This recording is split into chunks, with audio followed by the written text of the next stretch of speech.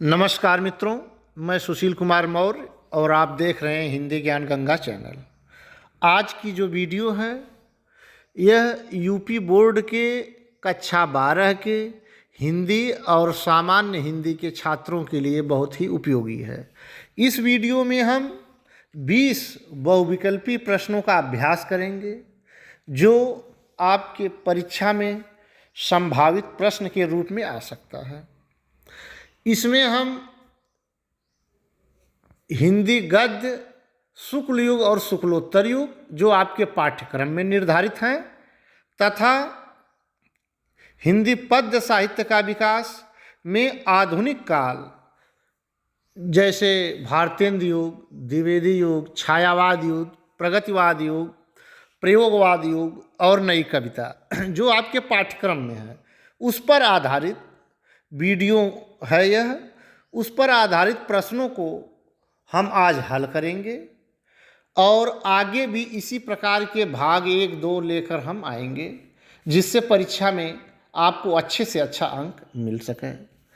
हिंदी गद्य साहित्य और काव्य साहित्य के विकास से जो हमने पाठ्यक्रम बताया 10 नंबर का बहुविकल्पी प्रश्न पूछता है। 5 नंबर हिंदी गद्य साहित्य के विकास से, 5 नंबर हिंदी काव्य साहित्य के विकास में।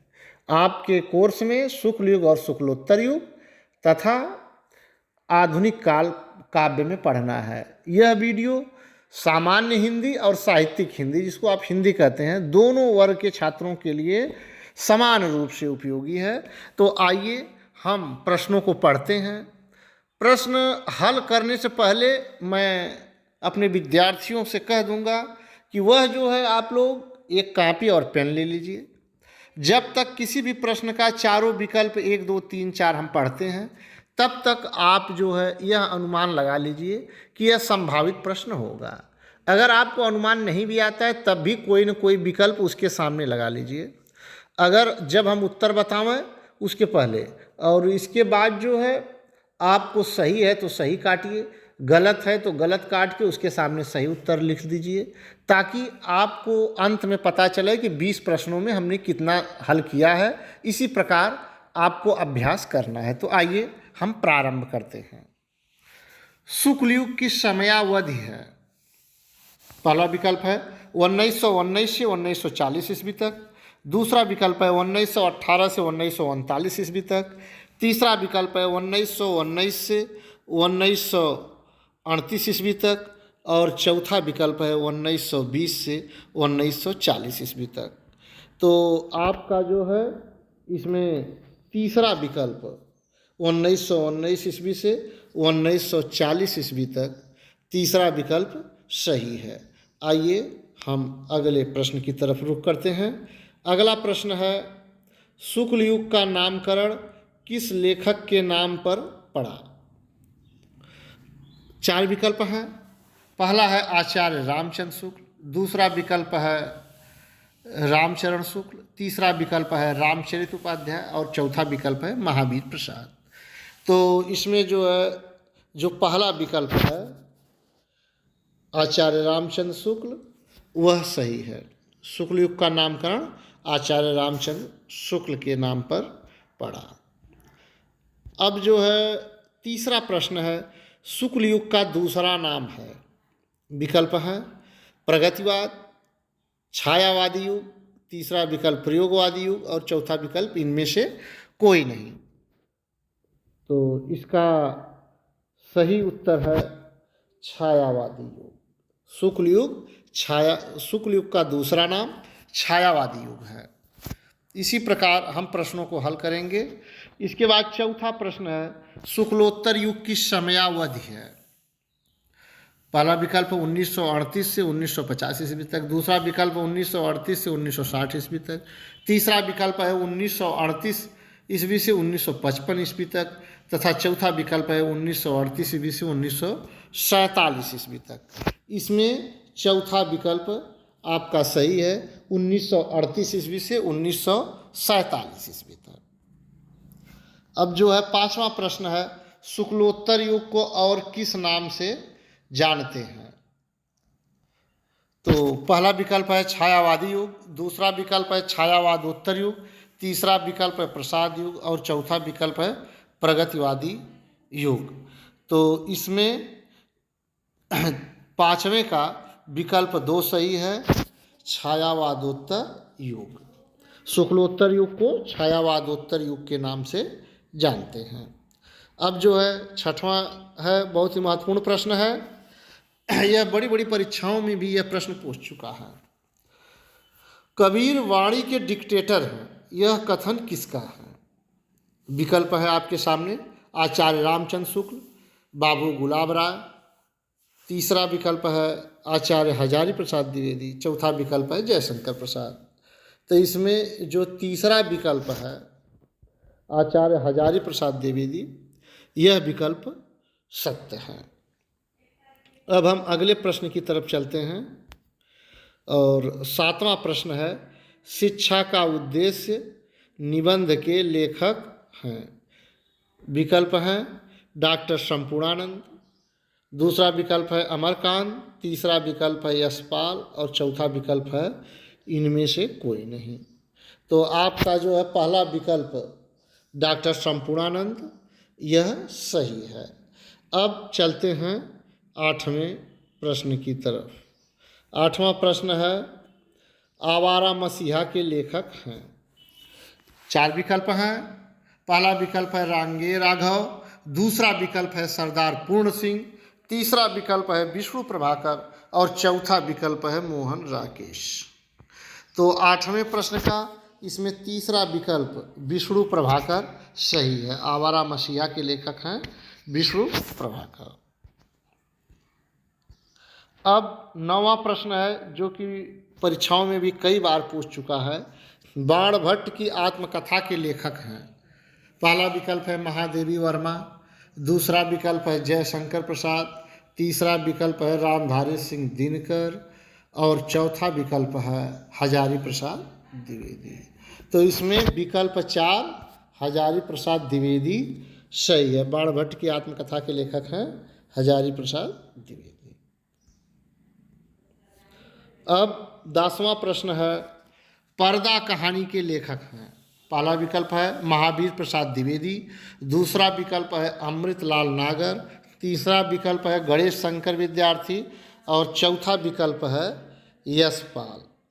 तो 10वां का चौथा विकल्प सही है, यशपाल। पर्दा कहानी यशपाल की प्रसिद्ध कहानी है। अब आप 10वां के बाद जो है 11वां प्रश्न है, भारतेंद्र युग की समय सीमा है। इसमें भी 4 विकल्प दिए हैं। पहला विकल्प है 1900 ईस्वी से 1950 ईस्वी तक, दूसरा विकल्प है 1900 ईस्वी से 1920 ईस्वी तक, तीसरा विकल्प है 1850 ईस्वी से 1900 ईस्वी तक और चौथा विकल्प है 1850 ईस्वी से 1880 ईस्वी तक। तो 11वें प्रश्न में विकल्प 3 सही है, 1850 से 1900 ईस्वी तक। किसी किसी किताब में 1868 ईस्वी दिया हुआ है। तो अगर विकल्प में 1850 ना हो 68 हो तो 68 भी आपका विकल्प सही रहेगा। और क्योंकि देखिए भारतेंद्र युग का कुछ विद्वान उनके जन्म काल को आधार मानकर 1850 से चलते हैं, तो कुछ लोग 68 को मानते हैं। तो जैसा विकल्प रहे वैसा आप सही करिएगा जो है। अब 12वां प्रश्न है आपका, द्विवेदी युग की समयावधि है। इसमें भी 4 विकल्प हैं। पहला विकल्प है 1900 ईस्वी से 1918 ईस्वी तक, दूसरा विकल्प है 1900 ईस्वी से 1936 ईस्वी तक, तीसरा विकल्प है 1900 ईस्वी से 1910 ईस्वी तक और चौथा विकल्प है 1900 ईस्वी से 1945 ईस्वी तक। तो इसमें जो है 12वां प्रश्न में विकल्प 1 सही है, 1900 ईस्वी से 1918 ईस्वी तक। किसी किसी किताब में 1920 ईस्वी लिखा है, 1900 से 1920 ईस्वी तक, अगर 18 विकल्प न रह के 20 भी रहता है लास्ट वाला 1900 ईस्वी से 1920 ईस्वी तक, तो वहाँ आप 20 मानिएगा। अब जो है 13वां प्रश्न है, छायावाद युग की समय सीमा है। इसमें भी 4 विकल्प हैं। पहला विकल्प है 1918 से 1925 ईस्वी तक। दूसरा विकल्प है 1918 ईस्वी से 1930 ईस्वी तक। तीसरा विकल्प है 1918 ईस्वी से 1927 ईस्वी तक। और चौथा विकल्प है 1918 ईस्वी से 1936 ईस्वी तक। तो 13वां प्रश्न का चौथा ऑप्शन 1918 ईस्वी से 1936 ईस्वी तक सही है। देखिए इसमें भी अगर वहाँ 20 मानेगा तो यहाँ 20 से 36 तक रहेगा। तो इस हिसाब से आप यह जानकारी भी आप रखिए, कहीं विकल्प में 18 न की जगह 20 दे दिया हो लेकिन 36 दिया हो तो वहाँ आप जो है 20 मारिएगा, नहीं तो 1918 से 1936 ईस्वी तक। अब जो है 14वां प्रश्न है आपका, प्रगतिवाद युग की कालावधि है। इसमें भी 4 विकल्प हैं, 1936 ईस्वी से 1943 ईस्वी तक। 14वां प्रश्न दूसरा विकल्प है 1936 ईस्वी से 1950 ईस्वी तक। तीसरा विकल्प है 1936 ईस्वी से 1940 ईस्वी तक। और चौथा विकल्प है 1936 ईस्वी से 1960 ईस्वी तक। तो 14वां प्रश्न का पहला विकल्प 1936 ईस्वी से 1943 ईस्वी तक यह सही है। अब 14वां के बाद 15वां प्रश्न है, प्रयोगवाद युग की समय सीमा क्या है। इसमें भी 4 विकल्प हैं, 1943 ईस्वी से 1980 ईस्वी तक। दूसरा विकल्प है 1943 ईस्वी से 1953 ईस्वी तक। तीसरा विकल्प है 1943 या 43 का, ये दोनों कह सकते हैं, 1943 ईस्वी से 1975 ईस्वी तक। चौथा विकल्प है इनमें से कोई नहीं। तो 15वां प्रश्न का जो दूसरा विकल्प है 1943 ईस्वी से 1953 ईस्वी तक यह सही है। आइए अब हम 16वें प्रश्न की तरफ चलते हैं। प्रयोगवाद का जनक किसे माना गया है। इसमें 4 विकल्प हैं, मुक्तिबोध, दूसरा विकल्प है भवानी प्रसाद मिश्र, तीसरा विकल्प है अज्ञेय और चौथा विकल्प है नागार्जुन। तो प्रयोगवाद का जनक जो है यह अज्ञेय को माना गया है। 16वां प्रश्न का तीसरा विकल्प जो है अज्ञेय सही है। अब यहाँ एक बात ध्यान देने योग्य है, हम आपको बताते चलें कि मुक्तिबोध का पूरा नाम गजानन माधव मुक्तिबोध है। इनका पूरा नाम गजानन माधव मुक्तिबोध है।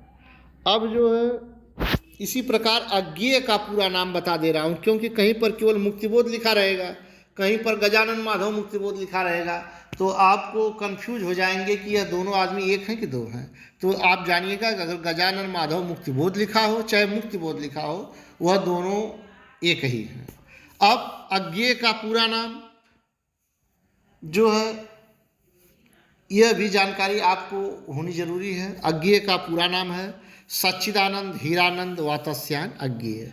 कहीं पर पूरा नाम लिखा रहता है, कहीं पर इनका जो है उपनाम जो अज्ञेय है यह लिखा रहता है, तो आप वही समझिएगा। तो यहाँ प्रयोगवाद का जनक अज्ञेय को माना गया है। जहाँ ज़रूरत हो रही है वहाँ हम व्याख्या करते चल रहे हैं जो है। अब अगला प्रश्न है 17वां, बहुत ही महत्वपूर्ण प्रश्न है, परीक्षाओं में पूछ भी चुका है। तार सप्तक का प्रकाशन वर्ष है। तार सप्तक का प्रकाशन वर्ष है। 4 विकल्प है। पहला विकल्प है 1943 ईस्वी, दूसरा विकल्प है 1950 ईस्वी, तीसरा विकल्प है 1947 ईस्वी और चौथा विकल्प है 1975 ईस्वी। तो इसमें जो है पहला विकल्प 1943 ईस्वी यह सही है। अब हम 18वें प्रश्न की तरफ चलते हैं। तार सप्तक से ही संबंधित है। तार सप्तक के संपादक थे, ये बहुत ही महत्वपूर्ण प्रश्न है। पहला विकल्प है रांगे राघव, दूसरा विकल्प है सच्चिदानंद हीरानंद वातस्यायन अज्ञेय, तीसरा विकल्प है रघुवीर सहाय और चौथा विकल्प है सूर्यकांत त्रिपाठी निराला। तो इसमें दूसरा विकल्प सच्चिदानंद हीरानंद वातास्यायन अज्ञेय यह सही है। तार सप्तक के संपादक अज्ञेय जी थे। अब जो है 19वां प्रश्न है, भारतेंद्र युग किसके नाम पर पड़ा? राधा कृष्ण, दूसरा विकल्प है गिरधर दास, तीसरा विकल्प है राधाचरण गोस्वामी और चौथा विकल्प है भारतेंद्र हरिश्चंद्र। इस चारों विकल्पों में से चौथा विकल्प भारतेंद्र हरिश्चंद्र जी सही है। 20वां और अंतिम प्रश्न है, द्विवेदी युग किसके नाम पर पड़ा? पहला विकल्प है हजारी प्रसाद द्विवेदी, दूसरा विकल्प है महावीर प्रसाद द्विवेदी, तीसरा विकल्प है अयोध्या सिंह उपाध्याय हरिऔध और चौथा विकल्प है इनमें से कोई नहीं। तो 20वां और आखिरी प्रश्न का उत्तर है द्विवेदी युग महावीर प्रसाद द्विवेदी के नाम पर पड़ा। अब देखिए आपकी 20 प्रश्न सही हो गए। अब आप अवश्य कमेंट करिएगा कि ईमानदारी से कि 20 में हमारा कितना सही हुआ।